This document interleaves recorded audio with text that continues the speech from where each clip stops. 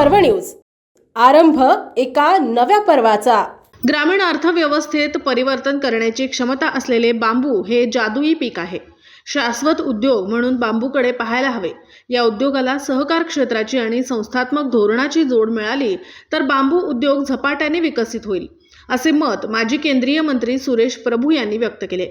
बांबूची लागवड वाढत असून त्याला संस्थात्मक रूप दिल्यास बांबूच्या क्षमतेचा पूर्ण वापर होईल आणि ग्रामीण अर्थव्यवस्थेला उभारी मिळेल, असेही त्यांनी नमूद केले। डेक्कन एज्युकेशन सोसायटी संचलित institute of management development and रिसर्चच्या IMDR वतीने सहकार चळवळीत बांबू शाश्वतता आणि समृद्धीची जडणघडण तसेच डेटाच्या आधारे नेतृत्व, धोरणे, नवकल्पना आणि प्रभाव या विषयांवर आंतरराष्ट्रीय परिषद आणि बांबूकॉन प्रदर्शनाच्या समारोपावेळी सुरेश प्रभू बोलत होते। प्रसंगी संस्थेचे पदाधिकारी, प्राध्यापक, कर्मचारी व विद्यार्थी मोठ्या संख्येने उपस्थित होते। प्रभू यांनी बांबू प्रदर्शनाला भेट देत उत्पादकांचे कौतुक केले व विद्यार्थ्यांशी संवाद साधला। सुरेश प्रभू म्हणाले, पंतप्रधान अटल बिहारी वाजपेयी यांच्या मंत्रिमंडळात पर्यावरण मंत्री असताना बांबू लागवडीला 1998 मध्ये देशात पहिल्यांदाच चालना दिली। देशाचे पर्यावरण आणि अर्थव्यवस्था बदलण्याची क्षमता बांबूमध्ये आहे। भारतात 80-90% लोक सहकाराशी संबंधित आहेत। सहकाराच्या अनेक यशोगाथा आहेत। महाराष्ट्रात सहकाराच्या माध्यमातून सामाजिक आर्थिक प्रगतीची अनेक उदाहरणे आहेत। महाराष्ट्रात ऊस शेतकऱ्यांना सहकारामुळे पैसा मिळू लागला। तसेच हिमाचल प्रदेशात सफरचंदाच्या बाबतीत झाले। अमूल सारखा ब्रँड निर्माण झाला। आता तर आईच्या दुधाची बँक तयार झाली आहे। सहकारातील चांगल्या उदाहरणांच्या धर्तीवर आता बांबूमध्येही चांगले प्रयोग करण्याचा विचार केला पाहिजे।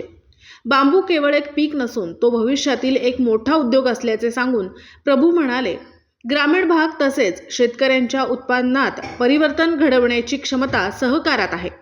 ऊसाचे माती आणि पर्यावरणावर नकारात्मक परिणाम होतात तर बांबूचे सकारात्मक परिणाम होतात। बांबूच्या वापरामुळे कार्बन उत्सर्जन कमी होण्यास मदत होते।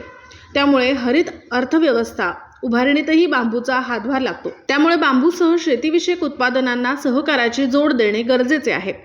सहकारातून निर्माण होणारी संपत्ती सदस्यांच्या हाती जाते, हा सहकाराचा फायदा आहे। त्यामुळे सहकारी संस्थेच्या माध्यमातून उत्तम डिझाईन उत्पादने बांबूपासून विकसित केल्यास त्याचे विपणन, विक्री, निर्यात करता येऊ शकते।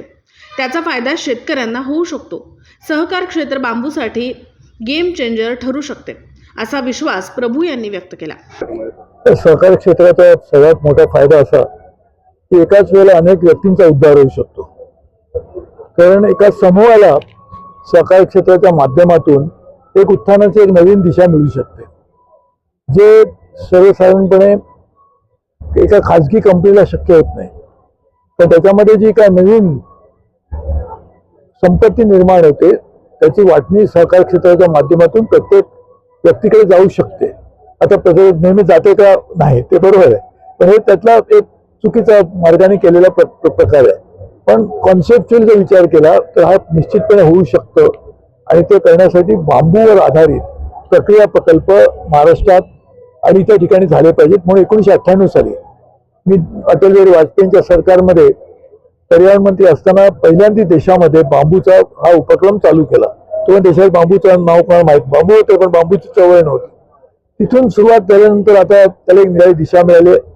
परंतु आता जर त्याला आणखीन पुढची व्यवस्थित एक संस्थात्मक एक जर त्याला धोरण दिलं नाही तर बांबूचा जो त्याची क्षमता जे पोटेन्शियल आहे ते पूर्णपणे आपल्याला मिळणार नाही। आणि म्हणून त्यासाठी सहकार क्षेत्र हे बांबूला एक निराळी दिशा देऊ शकतो। जसं दुधामध्ये झालं, साखरेमध्ये झालं, तर दुधात साखर पडली आणि त्याला थोडंसं काही ठिकाणी अडचण आली।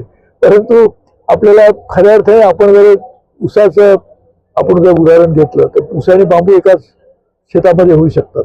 त्यामुळे बांबूचं एक फार मोठं क्षमता एक निराळी दिशा देण्याचे त्याचा वापर केला जातो। ठीक आहे। पुणे शहरातील आणि जिल्ह्यातील महत्त्वाच्या आणि ताज्या बातम्या पाहण्यासाठी आजच आमच्या आरंभ पर्व न्यूज चॅनलला YouTube वर सबस्क्राईब करा आणि बेल आयकॉन प्रेस करा।